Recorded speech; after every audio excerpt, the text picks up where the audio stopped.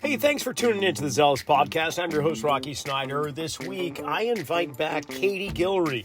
She's a strength conditioning coach for Louisiana State University, the women's gymnastics team, and beach volleyball. She went through quite an ordeal over the summer, and we're supposed to meet at the NSCA National Conference, but something else came up. You're going to hear a little bit more about it in just a few minutes. But before that, check out my website, rockysnyder.com. We have got continuing education units available for physical therapists, chiropractors, athletic trainers, strength coaches, personal trainers. You pick your whatever you want. We've got online, in person, and a whole bunch more. Plus podcast archives, blogs, and if you're interested in training with me, either virtually or in person, you can do that too. Now, just a word from our sponsors before we get underway. This episode of the Zelos Podcast is sponsored by Kinetic IQ, where intelligence meets motion. Kinetic IQ brings a biomechanics lab into the palm of your hand, letting you measure movement anytime, anywhere, with just an iPad or an iPhone, and no wearables required. I've been using Kinetic IQ's markerless motion capture in my own practice, and whether you're screening athletes, analyzing posture and gait mechanics, optimizing performance, or guiding return to play, it helps practitioners like us save time, capture more objective data, and make instant actionable decisions.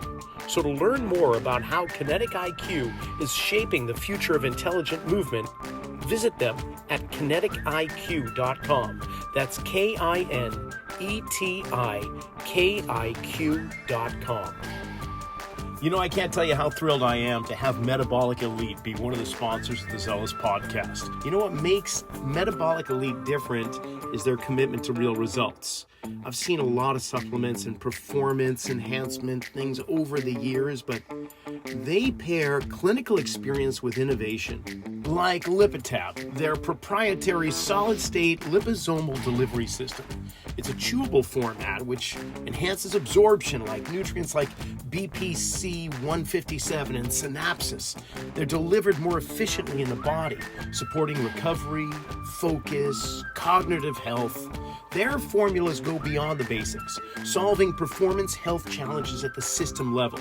Every product is tested for quality, it's backed by research, it's trusted by athletes and clinicians alike. So learn more at metabolicelite.co. And you can get 10% off all of Metabolic Elite products by entering the coupon code ZELOS, ZELOS. And before we get underway, be sure to follow us on Instagram at Rocky_Snyder, SNYDER. Click subscribe, give us some comments, tell a few friends, enjoy the show. Katie, it's great to have you back on the podcast. It hasn't been that long, but the last time you were on, things were a little different. And now they're really different. So it's going to be a really interesting conversation to explore all the ins and outs. And for the listening audience, definitely go to the podcast archives and check out the last time Katie and I spoke, because we actually got connected through Boo Schexnayder, and both adore that man. And, you know, Boo, he was just recently, he's going to be inducted, like, I think this December. By the time this podcast airs, it's probably going to be right around that time, but he's going to be getting inducted into the LSU Coaching Hall of Fame, right? Yep. What a guy.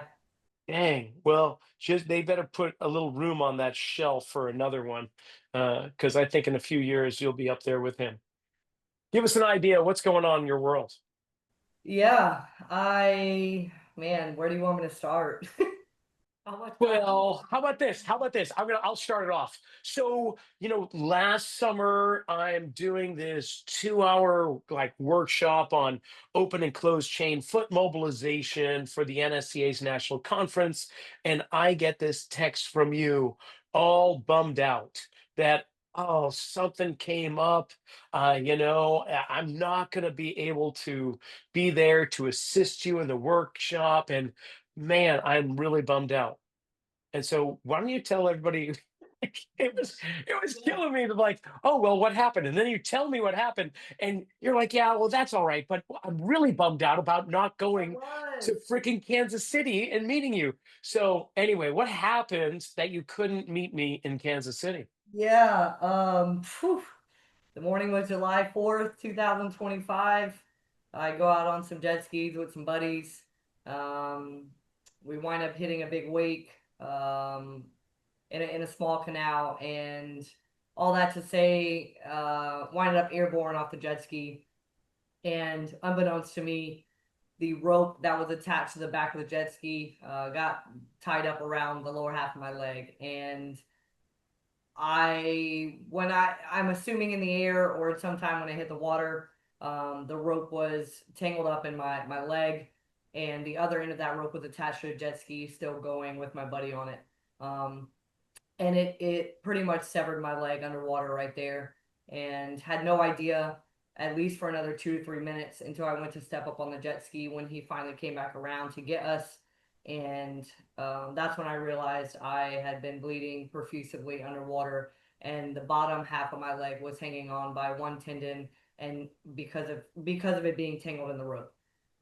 So instead of trying to undo the rope, I closed my eyes, said a prayer, and cinched the rope to make a lower tourniquet until we could find a makeshift one. All that to say, 45 minutes later, um, we pretty much had met some people at the restaurant that we were going to have wildlife and fisheries involved. Took some belt off of some stranger, made a homemade tourniquet after cutting the ski rope handle. So we used the belt, this man's belt, and a ski rope handle as a tourniquet, and then floored it in a boat that we had flagged down to the helicopter pad that was what I was told about 6 miles down the river there. And the helicopter was landing just as we were getting there. Got me off, got me braced up, got me in the helicopter, and immediately put me to surgery to try and save the lower half of my leg for 6 hours. Woke up at right around midnight that night. A very faint memory of the doctor coming in and telling me that the surgery did not take. They could not get venous return blood flow back to my leg. So he was going to amputate the next morning, and that's what happened. So since the last time we spoke, I have had a left lower leg below the knee amputation, and in the time I say that the two surgeries, because there was about a 12-hour period, I think, between the trying to save my foot and the actual amputation, where I was on the phone a lot. My sister told me that I asked where my phone was. Meanwhile, mind you, I didn't have my work phone because that had fallen in the bottom of the lake. Um, so that was no more. So I then had to text and call a lot of people searching for work numbers on my personal cell phone number that I didn't have, and trying to cancel meetings and download apps and send emails and for everything that I had lined up for that next week or two. And helping you speak at the NSCA conference was part of that, unfortunately. And through all of the medication and in between surgeries and chaos, this is how much being there meant to me, dude. Is that I texted you, and I kept it vague for a lot of people in initially relaying the traumatic and unfortunate news, because I knew I wouldn't be able to answer phone calls and text messages, but I thought it would just be the right thing to do to let people know that I would not be showing up. Or if you reached out to me and I didn't answer, I know you would have eventually figured it out, but that's just the kind of person I am. And so I tried to get ahead of as much as I could over the next 3 weeks, knowing that I would obviously have bigger fish to fry in that moment. So yeah, the text message to you was very vague, on purpose, of just saying, hey, I unfortunately won't be able to make it. Really, really, really bummed. And ironically enough, was going to help you present on foot mechanics. And here I am having to relearn all of one side foot mechanics while I have no foot on the other side. So it's been a challenge, dude. But ironic. Oh my gosh. Ironic. Yeah, and then to further put this in perspective, you're like, well, at least that was the side that was giving me the most trouble. It was. Did I say that to you? You did. You're like, oh my gosh, she can even make it like light of the situation. I guess she's really looking for the brighter side of things. Oh Yeah, my I'm not a gosh. person that sulks. I don't know if you remember me saying this, but I've had a lot of knee surgeries and hip surgeries over the span of the last 12 or 13 years. So kind of coming back from injury is unfortunately been my life. And uh, like, I'm not a sulker. It's just if I was, I wouldn't have made it this far. And it's just kind of that's the life I've unfortunately had to live, and the cards I've been dealt. And you don't choose what happens to you for the most part, and it definitely in this situation. But you can choose how you respond to it, and you can choose to see the light at the end of the tunnel. And um, at that point I was in good spirits because I was fully supported by everyone and above and beyond, and that means more to me than losing a leg. And I was happy to be alive. There was a few minutes there. We're out in the middle of nowhere and there's no help, and half the people I'm with have never been out there with me before and have no idea where we are. And I knew in that moment that if I go into shock from losing so much blood or I go unconscious, my chances of survival go down substantially. Um, Hmm. and once I got into the helicopter, they tell me that I was probably one of the calmest patients they've ever had. And I told them that was just because I realized I was going to live. And I was just happy to be alive. And I was so proud of my team that I was with. I think we handled it with poise and execution. And you never wish for anyone to be in a traumatic injury like that, like those assisting me. And you can never fully plan for it, but they executed it to a T, and I can't brag on them enough for helping me with that. Because if they panic as well, or if they don't execute that, I don't know if I survive. I want to say there's a pretty good shot, but doing the math on the amount of blood I was losing, doing the math on the lack of resources, doing the math on the help that we didn't have immediately, and the rate in which I was losing blood, it got scary there for a second. So I was just happy to be alive. Like, Yeah. all that to say, I live by a sense of humor. I think life's better that way. So, um, yeah, that's funny. And it I didn't feel take very you long. comfortable saying that to you. Oh, that was great.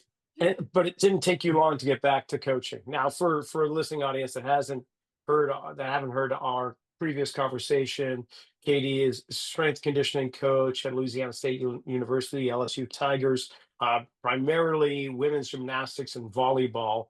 And so you get basically released from the hospital weeks later, and you don't even waste time. You just go right back to work. No, I got discharged on a Saturday. That they basically told me whenever you're ready to go, you can go. So that Saturday, I felt like I was ready, and then I texted my boss and said I want to come in on Monday, and she told me I was crazy and to stay home.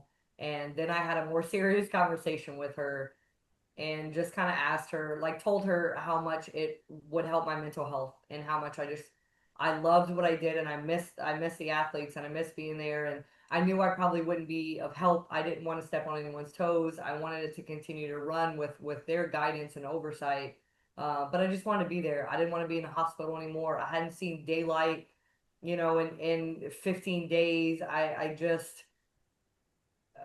wanted to be back to a place that I missed fearlessly. And she once I told her that, she allowed me to come back in. So roughly for about 3 weeks, I was probably in between sessions and like trying to do my own training and rehab before my prosthetic. I was in there probably 3 or 4 weeks for, I would say, anywhere from 3 to 6 hours a week. So, and then it just gradually built on that. And then by the time school came around on August 26th or 31st, I don't really recall. It seems like so long ago. I was pretty much back full time. I was ready to hit Okay. the ground running. So here's my question. Did your coaching ability improve because you weren't, at first at least, able to physically demonstrate lifts or moves to your athletes? Oh, well, yeah, of course. But I will say this is how much LSU, when I say endless support from everybody immediately. My boss, Melissa Seal, and our administration. moved our part-timer position on the Olympic side into a short-time, full-term position that would also assist me as needed, and help cover any sessions that I had. So I immediately had help, um, and a person that is certified and very, very qualified, and he's an amazing dude. And then I was lucky to have two interns that were helping me with my teams, and they had both been there with me in prior semesters. So they had already known what my expectations were, how sessions were run, familiar with the weight room. So when I say Rocky, best case scenario, from just how it worked out, as well as admin and my boss putting, his name is Ezra, Ezra into that position for me has helped me tremendously. So when it came not only to setups, but it came to demonstrating, I will say either I had him demonstrate, or I really had to talk through with our interns way ahead of time. Hey, this is how I want you to demonstrate it. This is how you're going to cue it. And they got a lot of practice, from getting it right to understanding what to cue. And some days I would guide them through that with the kids. I would just have them demo it and I would talk through it. But other days I'm like, no, we're gonna go through this an hour ahead of time, and you're gonna present this. You're gonna talk through it, you're gonna cue it, you're gonna demonstrate it, and you have to get this right. And they did. And I try to be as gracious as I could with my time, to help them learn, but also to make sure that our training sessions, once the athletes got in, were as prepared as we could be, and that was put in position to run as effectively and efficiently and safely as possible. Wow.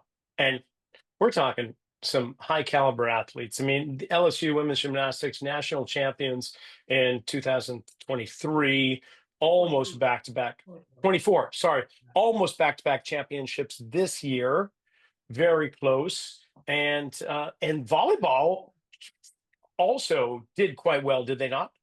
Yeah, beach volleyball is a Beach team at volleyball. LSU. Just wanted to make sure we're clear on that. But they had a rough ending to a year. And I don't mean that in terms that we did terrible. I think we had a lot of new kids. I think we had a lot of young talent. I think we had a lot of different leadership styles that we, I think, struggle to kind of cohesively manage throughout the year. And I think we finished out exactly where we were supposed to be. But I know that we can do better. And that is, and trust me, I've been on their butt all fall about trying to change their mentality and our approach. And obviously, some of this struggle and unfortunate amputation with me has kind of, I hope, lend itself to no excuses, and for us to continue to get work done, and be locked in when we need to be, and just being intentional with everything we do. That's it. Yeah, I would think they would be hard pressed to kind of come up to you and complain a little bit, at least in the immediate time frame. So, if you're doing something, then why the hell can't they? And Yeah. I gotta say, I've been loving watching your routines, watching the comeback kid, whatever you want to call yourself. I mean, from um, adding additional weight to your lower left side when doing pull-ups, to the sled drives that you've been working with, to just getting fit, i- physically into the prosthetic. Now, I'm curious, do you have more than one prosthetic? Right now, I have two prosthetics. I Yeah. have one that is an everyday one that you probably see mostly, and then I do have a weightlifting one that is meant to handle a lot of stacked weight under some compressive load. So, Okay. So, okay, I got to share a story with you because it's going to lead into the questions that you're experiencing right now. I'd love to know is that I had a client that I trained for many years. He was an adventure athlete, adventure sports athlete. He lost his right arm on an Alaskan fishing trawler. He got his arm engaged into the drive shaft of the boat, and it basically chewed it up and spit it out. He was applied a tourniquet while he was out on the Bering Sea off the Aleutian Islands, and they basically put him on the fish and on the ice with a tourniquet, and they were able to get a helicopter to take him to a university medical clinic like you went to. They were not able to save it. So he came to me after that had happened, and he is a big wave surfer, and he is a long distance paddler. So you lay down on a paddle board prone, and you just go either on your knees or on your stomach. And so we trained for what we call the Molokai to Oahu crossing inter Hawaiian Island challenge, Yeah. which is over 30 miles through, through some pretty treacherous stuff. All the while he's surfing at Mavericks and up off the coast of Oregon at Nelscott Reef. Anyway, his name's Jeff, and he was just hard as nails, trained hard, put away wet. He was just like continuously. There were one crossing when he did it 1 year, his arm fell off because the suction did not maintain itself, and he finished the race just using one arm, which was amazing in itself. But through that, the muscular development, the adaptation, the I won't say that the development of his torso and how it related down into his legs started to evolve in such a way where we were trying the best we could to offset it, to try to balance things out because of the unique style of force production and patterning. Yeah. So long winded, you're experiencing some of that. Like, what are you experiencing? Like, Yeah, yeah. I can feel it. I can feel it every day if I'm not careful. So I've worked with a PT now, outpatient, once a week for a while, and we've been working on my walking gait. And part of it is just making sure that the functionality of the prosthetic gives me all the things. So checking my knee range of motion, my hip range of motion out of the prosthetic, and then once I'm in the prosthetic, and then functionally once I'm moving. So we can really see how much the prosthetic changes the degrees of freedom that I have as I'm moving through my walking gait, if you will. Um, and then we start to change what we can change. I've learned, a lot about the hip musculature and firing patterns will happen a lot sooner and a lot more frequently because I don't have a lower leg to ground me on for balance. So Mhm. now a lot of my main hip movers become stabilizers as well. Um, and then understanding, I've been through a lot of knee surgeries and quad atrophy will happen with that. We all know that. But now I'm just over 4 months out. My quad atrophy is still slim to none. I just can't find a way at this point yet to consistently burn it out because I'm unable to get on a leg extension machine because if you think my ankle joint now that I have, well, the prosthetic is supposed to suction into the bottom of my knee joint where my calf muscle is. But at the end of the day, it is not a secure attachment. There's still some movement there because the system is broken. It's still in two pieces. As much as we try and want to suction and glue it to become one cohesive unit as possible on a lower limb, it's still going to give and bend in that mid tibia shaft that it's your body's not supposed to. So what happens when I put on a leg extension machine is basically the tibial joint just jams into the prosthetic. So I'm getting more pain, I'm getting no muscle activation, enough that would at least be the stimulus in which I need.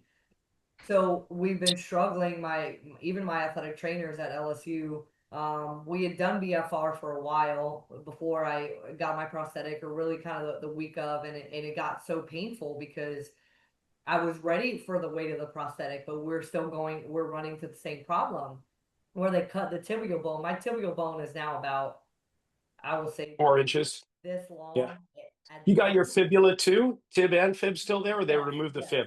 No, the fib Okay. is still there.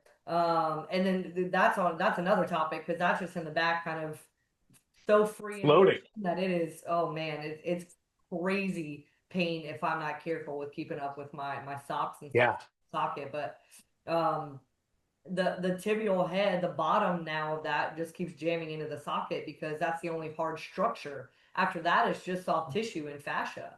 So it it's hard to get any type of quad activation without having the tibial bone knocking into the prosthetic. And right now that's hard plastic, and that it hurts, man. It hurts right now. I'm trying to get rid of. The front edge, the anterior edge of the tibia slamming Yeah. against the prosthetic. Okay. Yeah, yeah. I'm trying to get rid of a bursa sac over that right now because we Oh, just can't.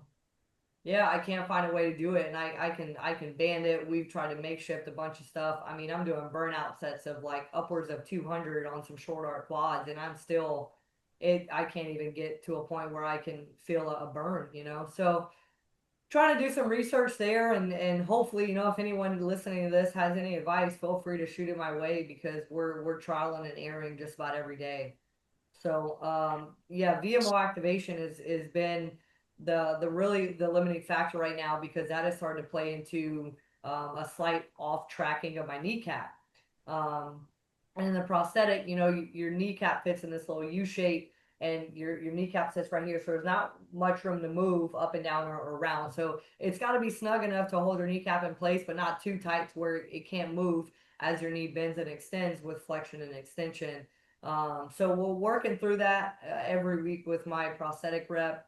Yeah, trying to get security with motion, trying to get activation without pain. It's been a ride, dude. It's been a ride. yeah.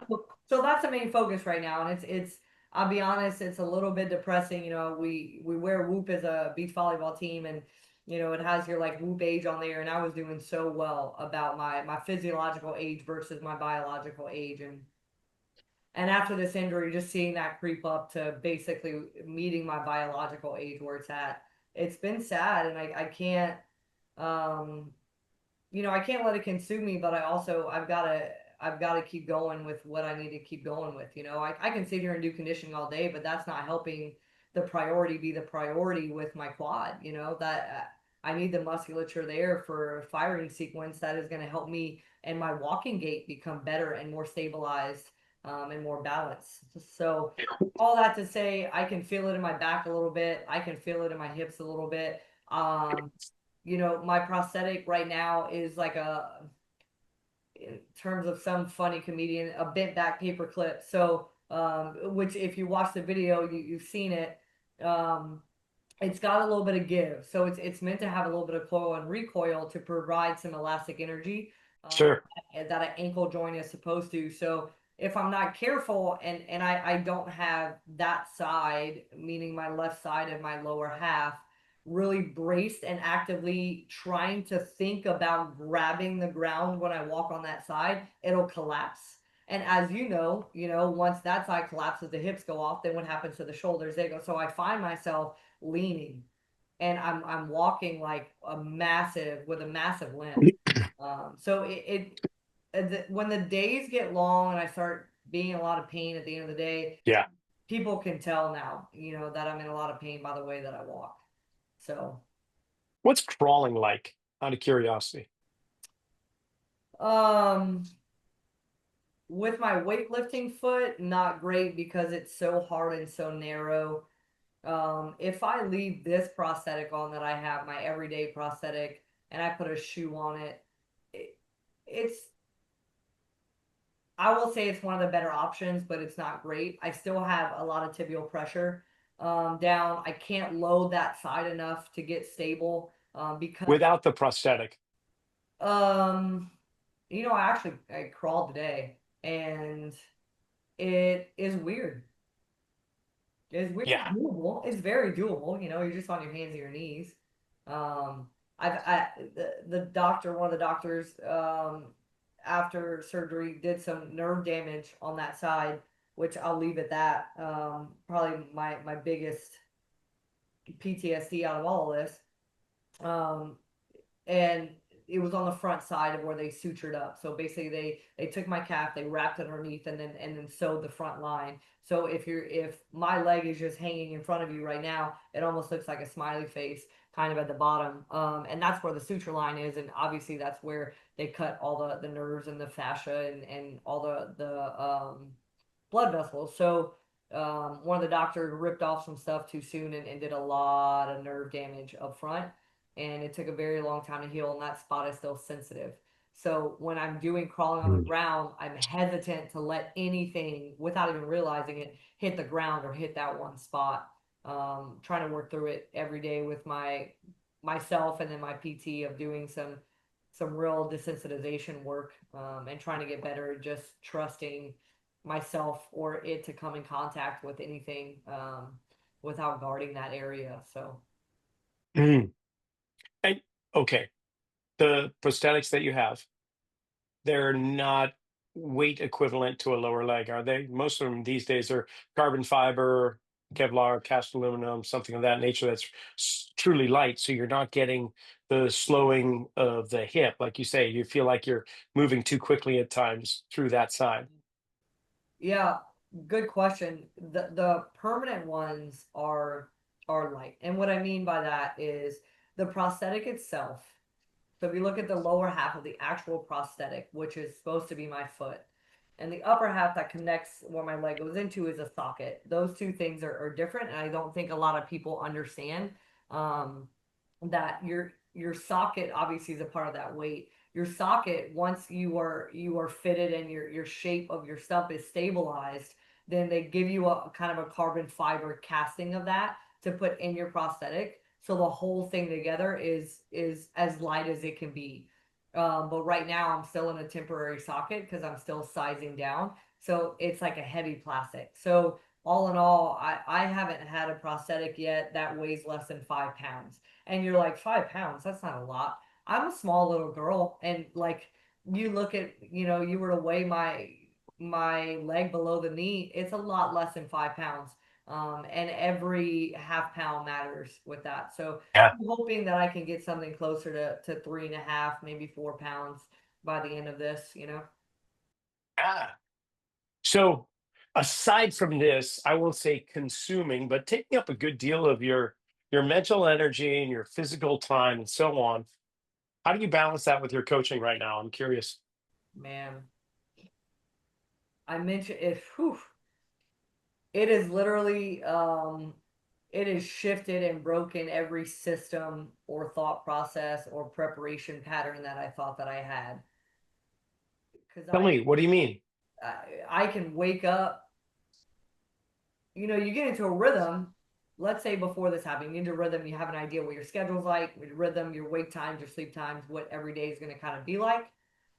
Build a routine, right? And then you build systems into those routines of, this is my lifting system. This is when I'm in continue education. This is when I'm going to my meetings. You just kind of build your schedule, and that schedule consists of different system and routines that work for you. Um, and this has thrown all that aside because I can wake up and think I'm going to feel great, and I don't. And it can be total opposite of that. But as I mentioned to you earlier, our part-time guy and our interns have been, Rocky, they've been a lifesaver to me in this. And don't get me wrong, my boss and all of admin have been phenomenal. They've gotten me golf carts, they've gotten me help, they've gotten me support. My coaches have been awesome. My athletes have understood. Um, and I will try and give them every inch of me that I can. But I also have to make sure I have enough in the tank to where I am not losing myself here. And also trying to avoid avoidance and processing this as it comes, and asking for help. So as much as I think I can kind of get into routines, it took me 11 weeks, either 10 or 11 weeks, to finally get my head above water at work, where every waking moment that I had that was free was either not catching up on work or falling asleep because I was so exhausted. And some of that, be a byproduct or contribution of medication that I'm maybe having to take all day. And other part of it is me just being mentally and emotionally, exhausted, and rightfully trying to catch up and process this and do a full-time job while taking care of this, amongst, a few other side hustles. So it's it's been rough. It's taken 10 weeks, but I've had so much help and support, dude. I wouldn't have done it without the structure and the system I've had in place to allow me the flexibility to either give myself a minute when I need, really ask for help when I need, or to be able to like feel good and lead a session when I can. So Well, you mentioned the side hustles, Steel Gill being one of them. Kind of. I'm not ready to release it yet, but there's been some things at work, and I was hoping to have some stuff released by the end of November, but I'm trying to give myself some grace and time with it. But I will let you know when it's just about complete. We're just going to take a quick pause from this conversation to acknowledge our sponsors, and then we'll be right back. The Zelos Podcast is sponsored by Kinetic IQ, where intelligence meets motion. Kinetic IQ brings a biomechanics lab into the palm of your hand, letting you measure movement anytime, anywhere with just an iPad or iPhone. No wearables required. I've been using Kinetic IQ in my own practice, and whether you're screening athletes, optimizing performance, or guiding return to play, it helps practitioners like us save time, capture more objective data, and make instant actionable decisions. So to learn more about how Kinetic IQ is shaping the future of intelligent movement, visit kinetikiq.com. That's KINETIKIQ.com. At the forefront of metabolic elite is Jim Lavelle, internationally recognized clinical pharmacist, a chief science officer at Lifetime, and the co-chair for the American Academy of Anti-Aging Medicine. He's got over 4 decades of experience and has guided Olympic athletes, professional teams, and leading health institutions. You know what makes Metabolic Elite different is their commitment to real results. Like Lipitab, their proprietary solid-state liposomal delivery system. It's a chewable format which enhances absorption like nutrients like BPC 157 and synapses. They're delivered more efficiently in the body, supporting recovery, focus, cognitive health. Their formulas go beyond the basics, solving performance health challenges at the system level. Every product is tested for quality, it's backed by research, it's trusted by athletes and clinicians alike. And you can get 10% off all of Metabolic Elite products by entering the coupon code ZELOS, ZELOS. How about this though? You're a backcountry woman. You are a huntress. Any trips planned? Because we are in hunting season right now. I mean, deer's in full Yeah. swing, birds and ducks. Like, are you going into the bayou or the backwoods? Going to do some hunting pretty soon? That's a great question, and it's ironic that you asked because um, I just a few weekends ago I went squirrel hunting with my brother and his kids on some of our property back in New Iberia, Louisiana. So that's down south. And That's then where Tabasco's made. yeah, near Avery Island. Yes, absolutely. Yeah. And then I have a hunting trip coming up in a few weeks. Oh yeah. Yep, in South Carolina. And then Bill Gillespie came down here to visit me a few weeks ago from Sornex, and he was talking about going hog hunting in Alabama at some point. And I re-emphasized to him how much fun that sounds and how much I love hunting, and he was like, "You should come along." So Heck I yeah. don't know when the date for that is yet, but yeah, I booked my flight the other day to it was literally 2 days ago to go hunting in first weekend of December. So yeah, Get some boar. Yeah, wild boar. yeah, yep. Okay, so that's night scope, or are we talking compound bow, or what do you do? I really don't know. Well, these Oh, you trips, haven't done it before? I not hog hunting. I've not been hog hunting. No, I'm Um, assuming it's not with a bow. But you know what? I'm down for anything. I love the camaraderie. I love being out in nature. I love just animals. I love even if I don't get to shoot or kill, just being around, the process and breaking bread over that. that's it. Yeah, Mental. Talk that about is mental really health. Fantastic. exactly. No, sincerely. Yeah. Yeah. So whether it's hunting down waves or going fishing or whatever, my workout partner is a big hunter. He's got himself a dog, and they go out all the time, and Oh, I um, love up in northeastern Oregon and wherever. But yeah, we've got wild boar here in Santa Cruz, up in the mountains.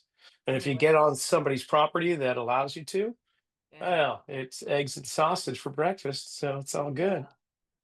Yeah. Okay, Yeah. so you're gearing up for gymnastics season. Has the team began? It's usually winter into spring, right? So when's the season for LSU gymnastics women's? Yeah, their first official competition is, I believe, the first or second weekend in January. Second, Okay. I believe. So you're just kind of the unofficial preseason right now, or are you guys in? Are you able to train right now? No, we're able to train. Yeah, we're in it. Okay. I think preseason, there's never an official start to that, but normally it rolls around once I feel like we start inter squads, essentially, and we have about 4 or 5 of those. That's normally around after the first or second one is when I really start making a shift in our training, because it really for me goes off of our system with gymnastics. So the coaches, when they are really ready to start incorporating full routines or near full routines for those kids, that's whenever I consider us to be really in preseason, and that's been happening for probably about 2 or 3 weeks now. So All right. And how many women are on the squad or on the team? I believe we have 21 this year. Wow, that's a big squad. Yeah, we had 24 a few years ago. You get all your COVID residuals and your newcomers, and yeah, Do you have, are they all around or are there specialists also? there's a mix of both. Yep. Okay. And so last time we were talking about the this kind of propensity to have the female gymnast with excessive lordosis, the anterior tilt of the pelvis, really a lot of hip flexion and a lot of spinal extension. And of course, down in the feet, they're always on their toes blasting off. So there's always plantar flexion, but they lack dorsiflexion. That puts strain in the Achilles, and then you get a whole bunch of things coming up for that. Um, have you developed some strategies you want to share, like with others? Like, what are you doing to kind of combat the effects of explosive gymnastics? Because, first of all, how about this? Like, the the the modern female gymnast is so freaking powerfully different Yeah. than 20 years ago. Yeah. Yeah. Like the athlete has morphed into something almost, I won't say unrecognizable, but just so completely different than say even 2000 at the Sydney Olympics. Right? If we look back, we're going to see like, oh my gosh, crazy. Yeah. Um, this year I've kept us slower longer. And when I say Ooh, slower, I mean tempo. I mean a lot of tempos, eccentrics, isometrics, almost like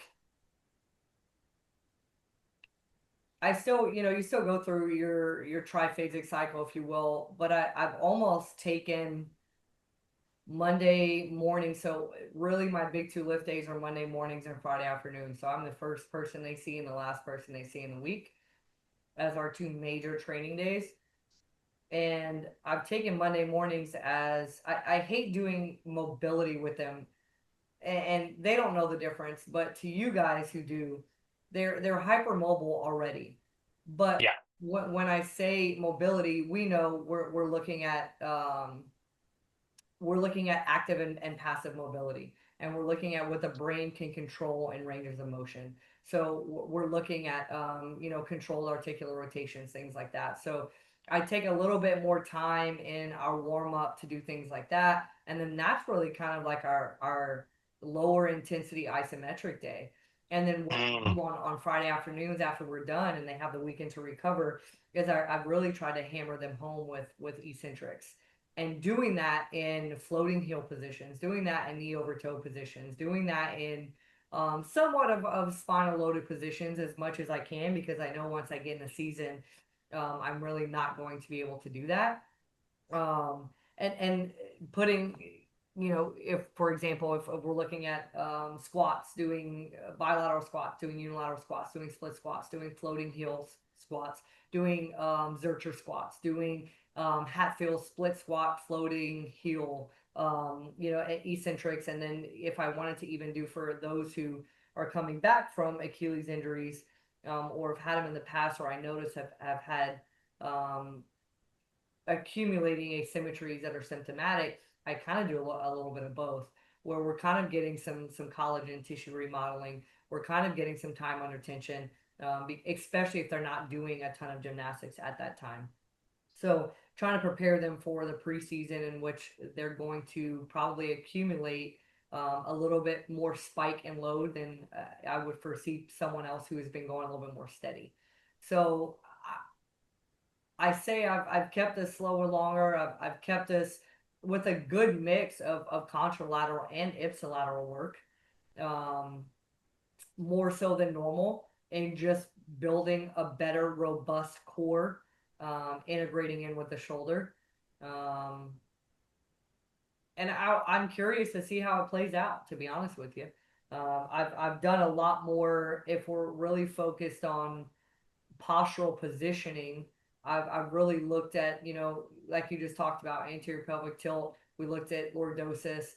Um, we all know lower abdominal. We all know distal hamstring. We all know, the lengthened hip flexor. We know the shortened distal end of the quad. So I know where the defaults are. So I've kind of paired on Monday, for example, soft tissue work in the lift of the superset in the areas that are from the quad that are taking the most pounding, and then doing some hip flexor lengthening work where the time and attention can help facilitate more toward the weaker part of the hip flexor and the quad.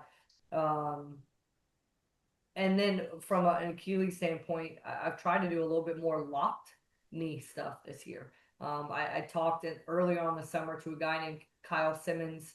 Kyle Sammons. He's with Arizona Cardinals in the NFL, and it resonated with me when he was talking about mechanisms for just overall Achilles and what I can change and can change, um, and really just manipulating eversion, inversion, and doing it in a deficit with a knee lock. I'm hoping that could um, help us from a muscular tendon standpoint, from the calf and Achilles tendon complex, can help distribute a little bit more of the load that would best replicate what they're experiencing on the recoil of the floor as they are punching into the floor. Um, so he really made me see things from a joint angle standpoint a little bit differently. So I haven't really made any major adjustments. The first year I got gymnastics, our schedule was like this on Monday mornings and Friday mornings or afternoons, depending on if we had recruits. And now it's kind of changed back to that after 2 years. So I'm hoping,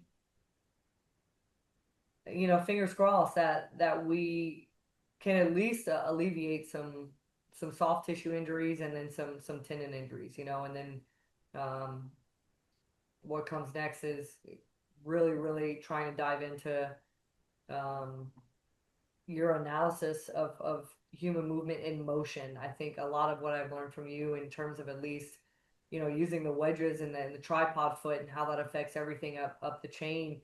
I can understand now where the kids may need certain wedge work. The Mhm. problem I've run into is our recovery mornings or recovery sessions that I have with them are not on firm ground. They're in the gymnastics facility on the bouncy floor. So wedge work will only go so far. I don't really have firm ground with them, so I'm trying to reevaluate how we can best incorporate that. Maybe using the wedges barefoot in season, especially for our all arounders, to help maybe alleviate or offset some load and maybe re-educate some better, healthier patterns with proper mobility and synchronization. I love your brain. That is awesome. Really great strategies and good thought process. And definitely we can kick around some ideas Yeah. as the weeks progress here because that's some really cool stuff.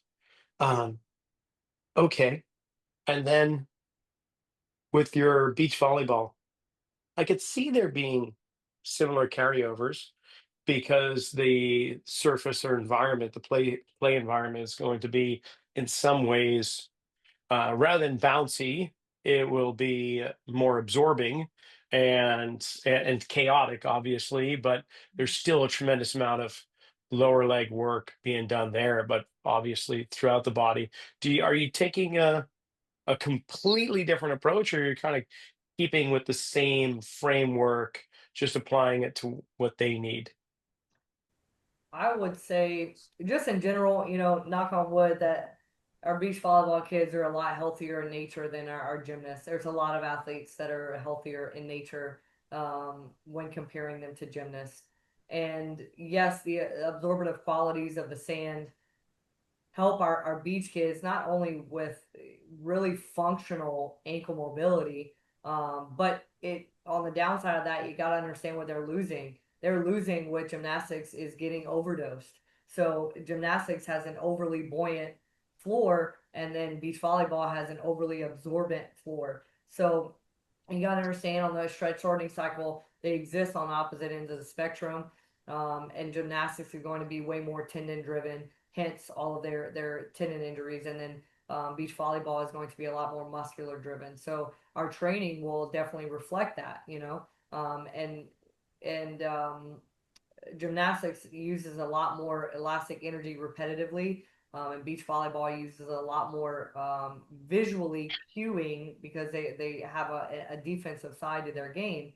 Um, when you look at visually processing what people on the other side of the net are doing, a lot of their movements are timely based on that. So there is a timing component um, of trying to match defenders to blockers and things like that on game style plays. So and there's a lot more just natural agility and change of direction with beach that you're really not going to get from multiplanar level with gymnastics. So my training should reflect all of that. And with beach, I have 4 days in the fall for the most part, unless they're in 20-hour weeks and playing. I have 4 days a week with them, so we really get down to it, and a lot of that, especially in the beginning, will come with a lot of aerobic conditioning and a lot of aerobic power work. So they got to be able to withstand a lot of high power output repetitively for potentially multiple matches in a day, potentially upwards of 100 degrees Fahrenheit. So